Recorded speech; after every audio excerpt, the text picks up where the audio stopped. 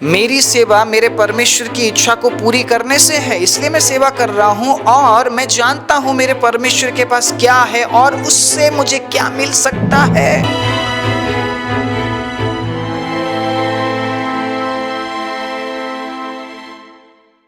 आप सभी को जय मसीह की। प्रभु यीशु मसीह के नाम से मैं आप सभी का स्वागत करता हूं आज के वचन के लिए। परमेश्वर के अजीजों, परमेश्वर के पास क्या है? क्यों आप विश्वास कर रहे हैं? क्यों आप दुख उठा रहे हैं? क्यों आप परमेश्वर के पीछे चल रहे हैं? परमेश्वर के अजीजों, आपके परमेश्वर के पास क्या है? अगर आज मैं विश्वास कर रहा हूं तो मैं क्यों कर रहा हूं? क्या है मेरे परमेश्वर के पास? क्या है मेरे यीशु के पास? वो मुझे क्या दे सकते हैं? या मैं परमेश्वर से क्या प्राप्त कर सकता हूं?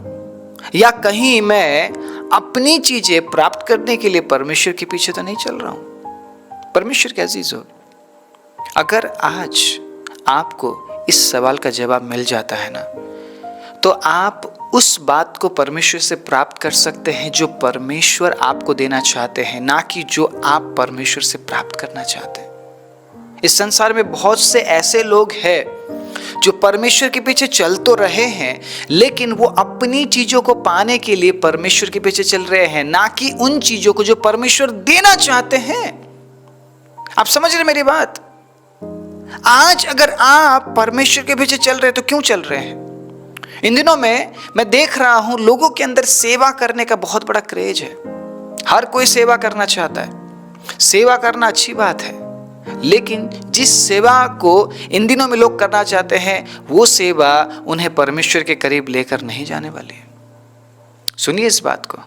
अंत के समय में परमेश्वर जवानों के ऊपर पवित्र आत्मा को उंडेलेगा। परमेश्वर अपने लोगों पर आत्मा को उंडेलेगा। लोग भविष्यवाणी करेंगे, दर्शनों को देखेंगे बोला है। और अगर ऐसा होता है तो ये खुशी की बात है। लेकिन इन दिनों में जो क्रेज लोगों के अंदर है, जो पागलपन लोगों के अंदर है कि मैं सेवा करूंगा, मैं सेवा करूंगी, परमेश्वर के अजीजों, उनके जीवन में कोई कॉलिंग नहीं है। अभी जितने भी लोग सेवा करना चाहते हैं ना, उन्हें कॉलिंग की जरूरत ही नहीं है। एक समय ऐसा था कि परमेश्वर ऐसे लोगों को बुलाते थे जो सेवा करना चाहते ही नहीं चाहते वो सेवा करना। उन्होंने रैंडमली बोल दिया परमेश्वर के, प्रभु मुझे नहीं करना सेवा। लेकिन परमेश्वर क्या कहते हैं? तुझे करना है क्योंकि मैं चाहता हूं। सेवा वो नहीं जो आप करना चाहते हैं, सेवा वो है जो परमेश्वर आपसे कराना चाहते हैं। सेवा का मतलब समझिए आप। कई बार आपको वो काम करना पसंद नहीं जो परमेश्वर आपको कराना चाहता है, और कई बार परमेश्वर जो नहीं चाहता उन कामों को आप करके आप बोलते मैं सेवा कर रहा हूं। कॉलिंग की जरूरत ही नहीं है। कॉलिंग का कोई मतलब ही नहीं है। जिसको जो समझ आता है करने लग जाता है। किसी को लगता है कि मुझे सुसमाचार सुनाना है, बाइबल उठाया बस प्रचार करना शुरू। उसके जीवन में कॉलिंग है नहीं है, अभिषेक है नहीं है, कोई मतलब नहीं। कॉलिंग और अभिषेक की तो मतलब कोई बात ही नहीं करता इन दिनों में। हर कोई सेवा कर रहा है। सेवा करना अच्छा है, लेकिन कॉलिंग क्या है आपके लाइफ में? किस बात के लिए परमेश्वर ने आपको बुलाया है? किस काम के लिए परमेश्वर ने आपको बुलाया है? किस काम के लिए परमेश्वर ने आपको चुना है? हर एक व्यक्ति हर एक काम नहीं कर सकता है।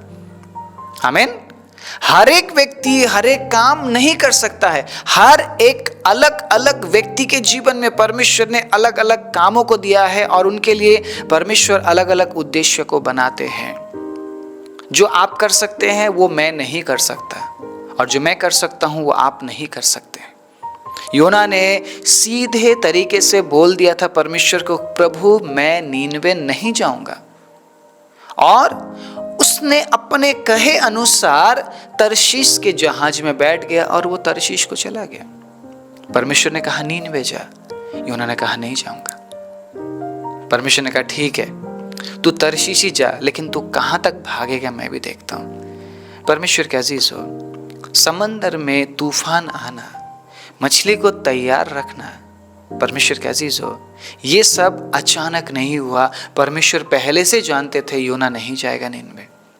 लेकिन परमेश्वर जो कॉलिंग योना के जीवन में देता है, उस कॉलिंग की वजह से योना को जाना पड़ा। परमेश्वर का बुलाहट था उसके जीवन में।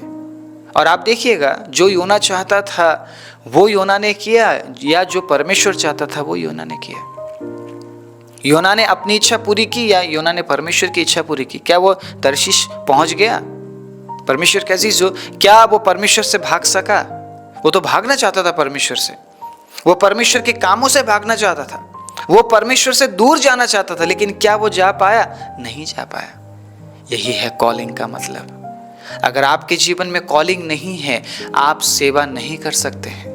हाँ, आप किसी को सुसमाचार सुना सकते हैं। सुसमाचार सुनाने के लिए मुझे नहीं लगता कॉलिंग का होना जरूरी है, लेकिन जिस सेवा के बारे में आप सोच रहे हैं कि मैं ये कर लूंगा, वो कर लूंगा, कॉलिंग होना जरूरी है।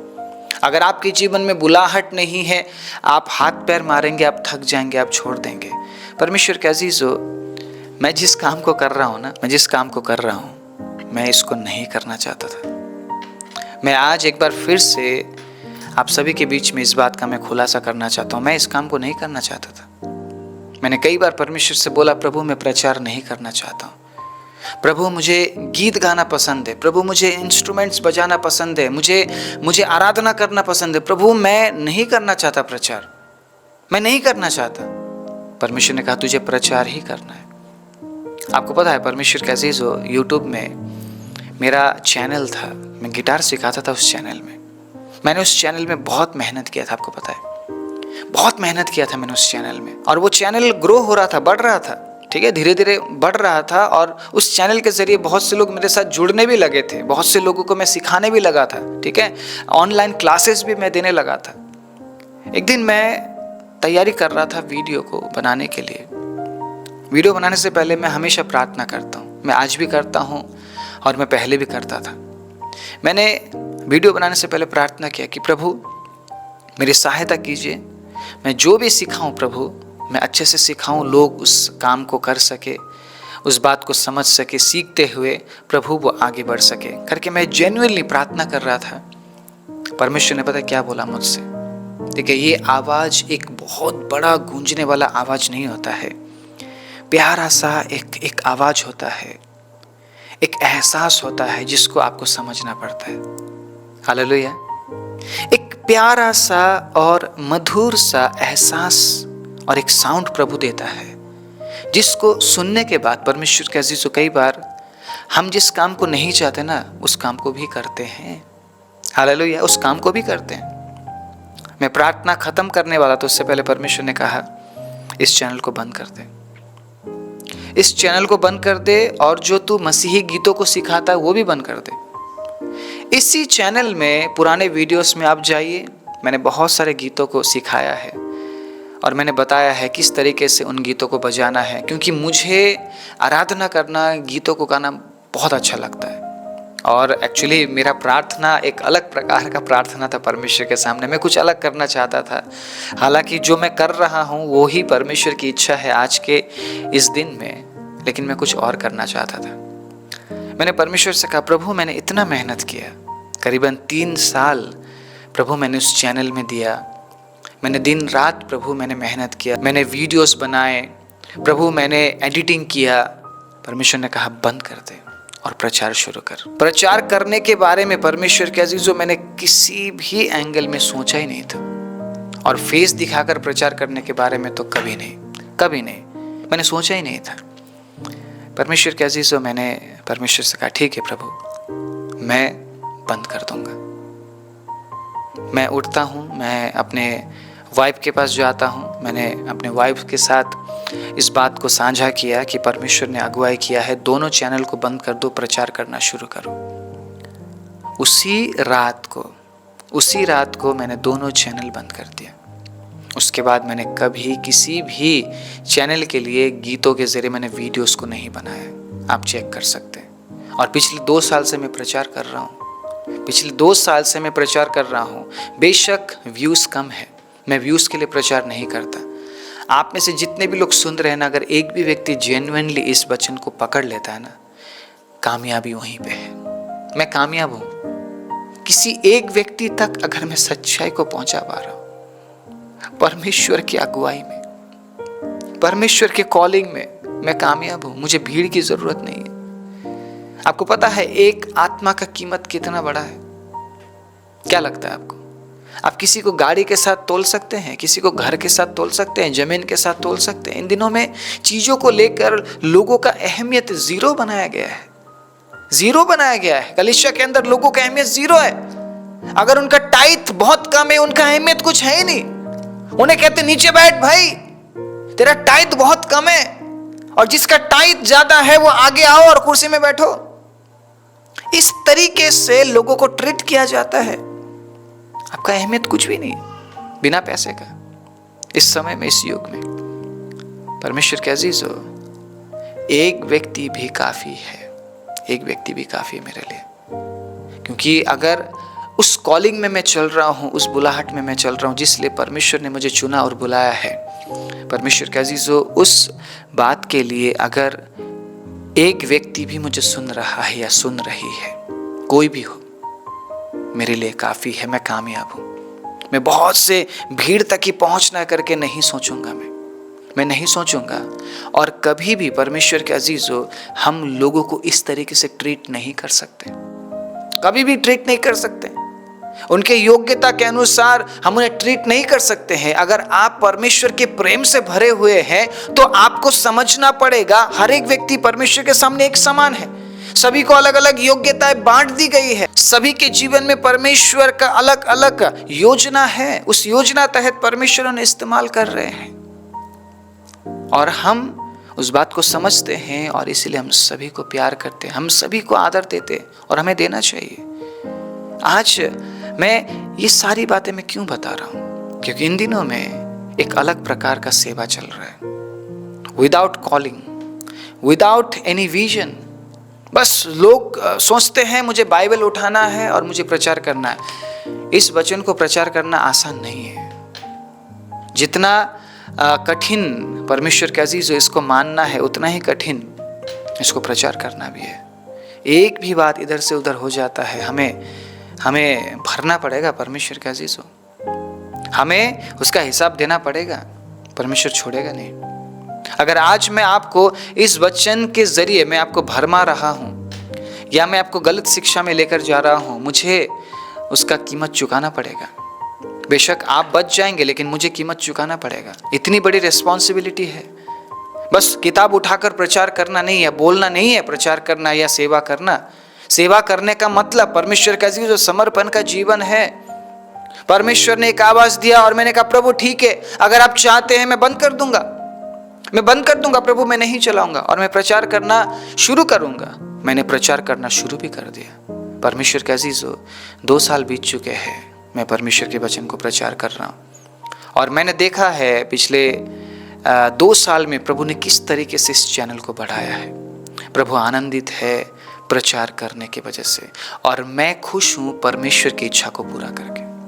परमेश्वर की इच्छा को पूरा करना ही मेरा कर्तव्य है, मेरी सेवा है। हालेलुया।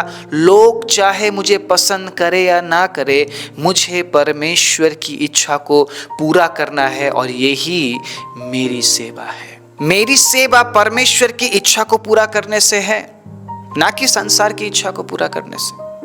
परमेश्वर के अजीजों, मैं लोगों की इच्छा पूरी करके सेवा नहीं कर रहा हूं। इन दिनों में जो सेवा चल रही है या जो सेवा लोग करने के लिए कोशिश कर रहे हैं, वो बिना बुलाहट का सेवा है और उस तरीके के सेवक के सामने अगर आप आ गए, आप परमेश्वर से दूर हो जाएंगे। आपको कुछ भी नहीं मिलेगा, आपको कुछ नहीं मिलेगा। आपको झगड़ा मिलेगा, आपको क्रोध मिलेगा, फूट मिलेगा, विधर्म मिलेगा, अधार्मिकताएं मिलेगी आपको। आप समझ रहे मेरी बात? आपको लालच की बातें मिलेगी, ये मिलेगा, वो मिलेगा। आ जाओ, विश्वास करो। क्योंकि आज मैं एक ऐसे टॉपिक के साथ आपके बीच में हूं परमेश्वर के अजीजों, जो टॉपिक आपको याद दिलाता है इस बात के प्रश्न के बारे में जानने के लिए कि आपके परमेश्वर के पास क्या है और क्यों आप अपने परमेश्वर के पीछे चल रहे हैं, क्यों यीशु के पीछे चल रहे हैं आप, क्यों सेवा कर रहे हैं आप। हालेलुया। क्यों सेवा कर रहे हैं आप? सेवा के बात को लेकर ही तो इतनी सारी बातें निकल गई। क्यों सेवा कर रहे हैं हम? मैं वाहवाही पाने के लिए सेवा नहीं कर रहा हूं। मैं पैसे कमाने के लिए सेवा नहीं कर रहा हूं, मैं कुछ और चीज पाने के लिए सेवा नहीं कर रहा हूं, मैं लोगों के ऊपर रूल करने के लिए सेवा नहीं कर रहा हूं। मेरी सेवा मेरे परमेश्वर की इच्छा को पूरी करने से है, इसलिए मैं सेवा कर रहा हूं और मैं जानता हूं मेरे परमेश्वर के पास क्या है और उससे मुझे क्या मिल सकता है। हालेलुया। जो संसार से मिलता है वो आपके परमेश्वर से आपको नहीं मिलेगा। जो लोगों से आपको मिलता है वो परमेश्वर से आपको नहीं मिलेगा। अगर आप ये सोच रहे हैं मैं संसार की चीजों को प्राप्त करने के लिए परमेश्वर के पीछे चलूंगा, परमेश्वर के अजीजों माफ कीजिएगा, मैं आपको सच्चाई बता रहा हूं, आपको वो चीजें कभी भी नहीं मिलेगी, क्योंकि जो आपको परमेश्वर से मिलती है वो आपको संसार नहीं दे सकता है, और जो संसार से आपको मिलती है वो परमेश्वर आपको नहीं दे सकता है। आमीन, हालेलुया। मैं आपके बीच में एक वचन पढ़ना चाहता हूं, उसके बाद मैं थोड़ा सा एक्सप्लेन करूंगा और हम प्रार्थना करेंगे। प्रेरितों के काम 16 अध्याय उसके 31वें आयत को मैं पढ़ना चाहता हूं, सुनिएगा।